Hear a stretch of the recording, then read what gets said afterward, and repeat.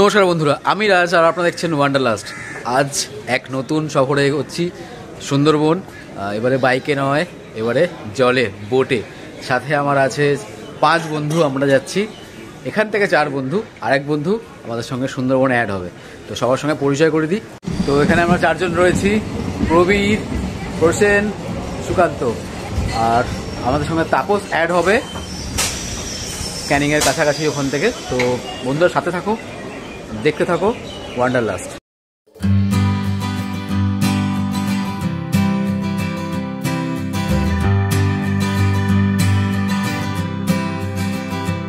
থেকে শিয়ালদা আসতে লেট হয়ে গেল, জাস্ট 1 মিনিটের জন্য আমরা ক্যানিং লোকালটা মিস করলাম 7:42-এর। এর পরের ক্যানিং লোকাল আবার 8:28-এ আছে।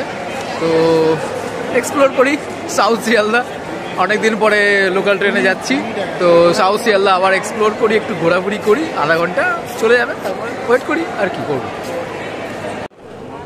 চা আর বিস্কুট দিয়ে শুরু হচ্ছে সকালটা আমাদের। ট্রেন তো মিস করেছি, কি করব, আধা ঘন্টা টাইমটা স্পেন্ড করি।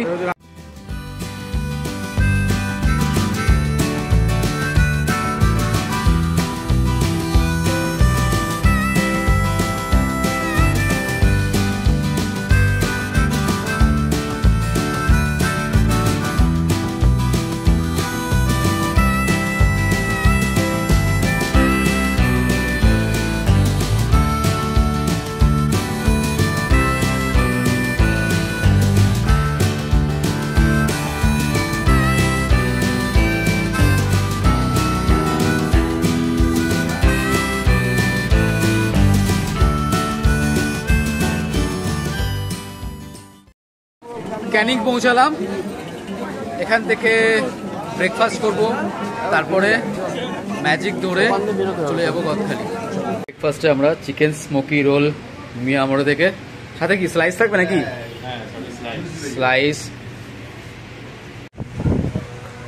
নেক্সট মেনু হচ্ছে কাজু বরফি, তারপরে স্লাইস। ম্যাজিকের উপরে যাচ্ছি আমরা, ম্যাজিকের উপরে উঠে পড়েছি, ম্যাজিকের ছাদে বসে আমরা যাচ্ছি। রোদ্দুরের মধ্যে সবাই আমরা মুখ ঢেকে নিয়েছি মোটামুটি।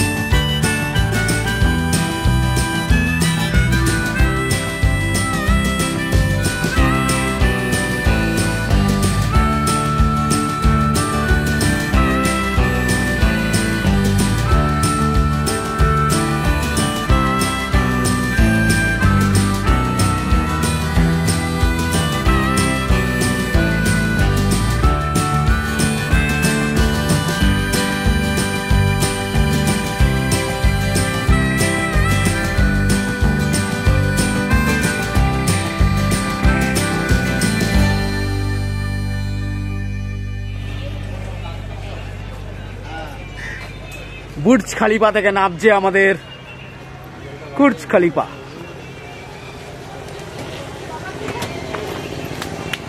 সফর দেখলেন, ম্যাজিক করে আসলাম আমরা গদখালি। এখান থেকে আমরা নেব হচ্ছে ফেরি করে গোসাবা যাব। আপনাদের যাত্রা শুরু করবেন, আপনাদের মনের ইচ্ছা পূরণ করবেন। আসুন।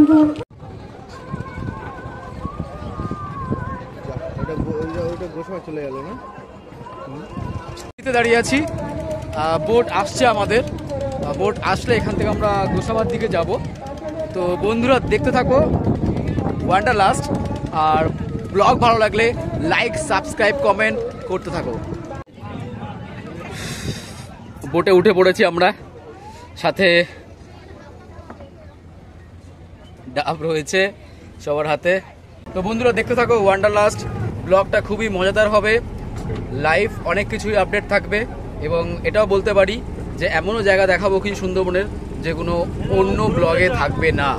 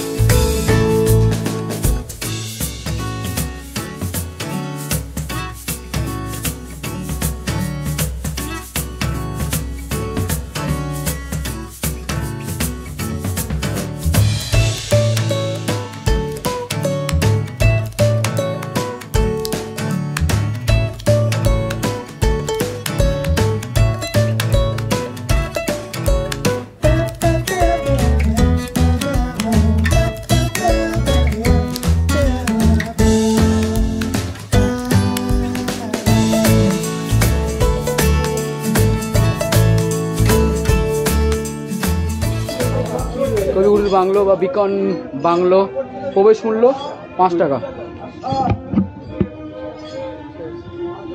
চলো আমরা ভেতরে এন্টার করি।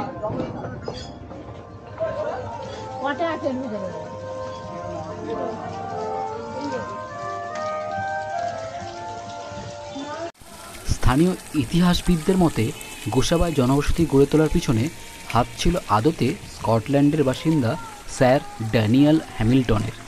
সুন্দরবনের প্রত্যন্ত এই এলাকায় উন্নয়নের সম্ভাবনা তৈরি হয়েছিল তার হাত ধরেই।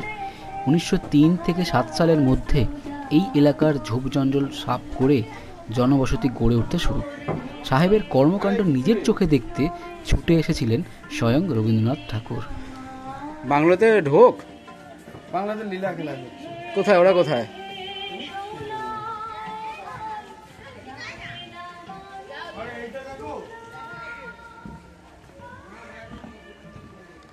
কবিগুরুর বাংলোতে এসছি। বাংলোর দরজা কোথায়? ও দারুণ জিনিস কিন্তু। বেকন বাংলোতে সেই 30-এর দশকে পা পড়েছিল কবিগুরুর। 1932 সালের 29 ডিসেম্বর সাহেবের আতিথেয়তাতে বিদ্যাধরী নদীর পাড়ে এই বাংলোতেই দুরাত কাটিয়েছিলেন তিনি। কবিগুরু আর হ্যামিল্টন সাহেবের আলোচনার মাঝে যখন প্রসেন ঢুকে পড়ে। বাংলো থেকে আমরা হ্যাট নিয়ে নিয়েছি, আমরা এগোচ্ছি এখন হ্যামিল্টন বাংলোর দিকে। তো আমরা সবাই মোটামুটি হ্যামিল্টন সাহেব হয়ে গেছি। Follow me. গোসাবা বাজার।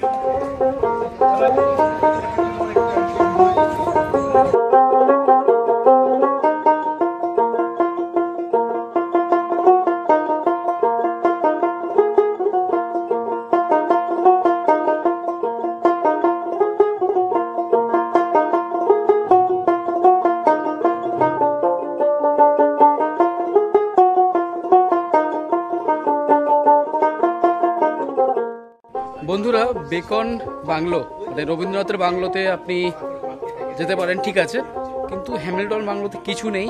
মানে জাস্ট আপনি দূর থেকে একটা ভিউ দেখবেন, জাস্ট একটা বাংলোর, নর্মাল একটা বাংলোর, এবং যেতেও প্রায় আপনাকে 500 থেকে 600 মিটার হাঁটতে হবে। তো যদি টাইম কম থাকে, সময় বাঁচাতে চান, অন্য জায়গাতে টাইমটাকে ইনভেস্টমেন্ট করতে চান, তাহলে আমি বলবো না গেলেও ঠিক আছে হ্যামিল্টন বাংলোতে।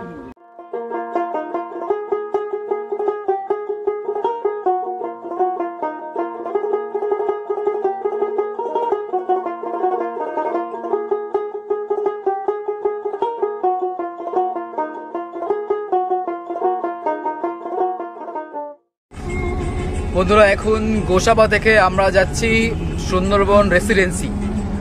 নদী দিয়ে চলবো, মানে নদী বক্ষ দিয়ে আমরা বোটে করে এগিয়ে চলেছি, এবং স্পেশাল বোট। বোটের মধ্যে একটা স্পেশাল জিনিস লেখা আছে, সেটা আমি আপনাকে পরে দেখাবো। আমাদের বন্ধু সেখানেই জব করে, তো দেখাবো সেটা পরে। আস্তে আস্তে বুঝে যায়, এবার হয়তো ও খাওয়া খাওয়া মারলো বার হওয়ার জন্য তখন দেখতে ছিঁড়ে যায়, তারপর ও গা গলি কি করতে করতে আরো ছিঁড়ে গিয়ে বার হয়ে যায়, এই করে করে বার। সজনেখালি ওয়াইল্ড লাইফ স্যাঞ্চুরির পাশে নদীবক্ষে অ্যাঙ্কর লাগিয়ে লাঞ্চ করতে বসা এক আলাদা অনুভূতি। সাথে আছে আলু ভাজা, ভাত, বেগুন ভাজা, খুব সুন্দর একটা ডাল, স্যালাড আর মাংস আসছে।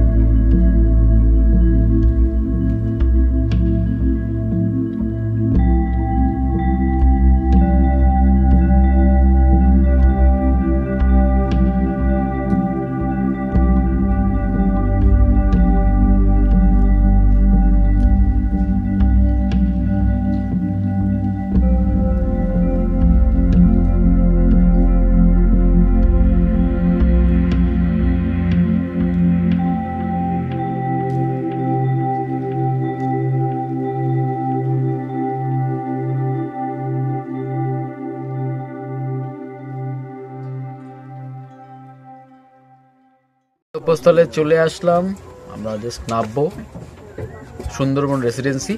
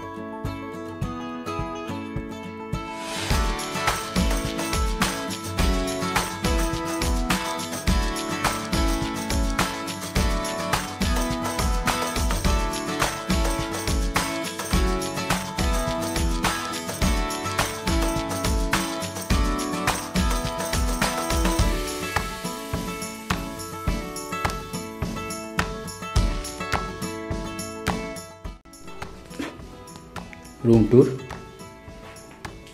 এখানে বসার জায়গা, বেড, বেডটা বেশ শক্ত রয়েছে,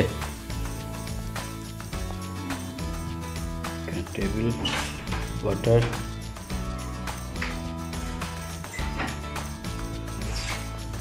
এখানে টিভি,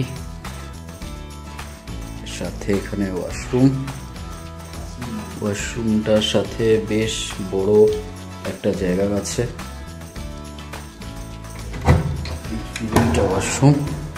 ওয়াশরুমটা বেশ বড়।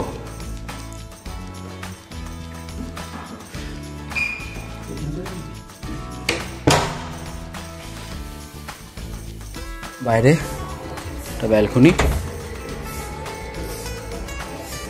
বসার জায়গা আছে এখানে।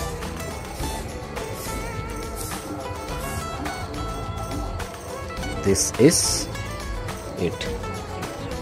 একটা লাইট হতে পারে। ওয়াও। তো বন্ধুরা দেখলেন রেসিডেন্সি, সুন্দরবন রেসিডেন্সিতে এসে গেছি। রুম, আপনাদের রুম টুর দেখালাম। এবার একটু ফ্রেশ হয়ে নিই। সেই সকাল 6:30 বেরিয়েছি, তখন থেকে চলছি। আমরা প্রায় 12টার সময়তে লঞ্চে উঠেছিলাম। 12টা থেকে প্রায় 5টা অবধি, প্রায় 5 আওয়ার্স আমরা লঞ্চের মধ্যেই ছিলাম। লাঞ্চ করলাম দেখলেন। তো বন্ধুরা, ব্লগ ভালো লাগলে লাইক, সাবস্ক্রাইব, কমেন্ট করতে থাকো আর দেখতে থাকো ওয়ান্ডারলাস্ট। র্যাকেট খেলা স্টার্ট করেছি দা, আমি তো রেকর্ড করছি।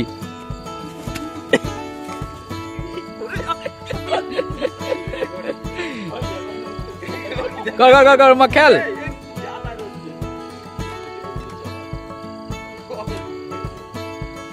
ইন্টারন্যাশনাল লেভেলের ম্যাচ চলছে,